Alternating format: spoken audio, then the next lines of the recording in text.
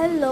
So మా ఇంటి ఎదురుగా వేరే ఆంటీ వాళ్ళ చెట్టుకు కూడా చాలా పూలు అనమాట. ఒకసారి చూడండి, అది కూడా ఎదురుగా ఇల్లే మాది.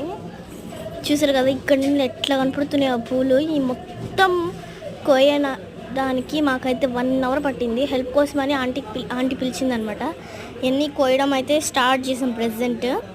చూసారు కదా రెండు దీనికైతే కింద దాకా ఉన్నాయి అనమాట. పెద్ద చెట్టుకి కింద ఫుల్గా ఉన్నాయి. అవి ఎవరు కోయలేదనమాట, లేదంటే ఇంకొక బకెట్ వచ్చేవి.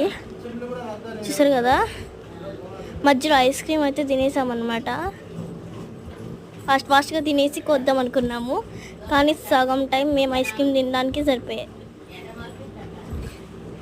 చూసారు కదా ఫుల్ ఉన్నాయన్నమాట. మళ్ళీ రేపు వచ్చేవి కూడా ఎక్కువగానే ఉన్నాయి.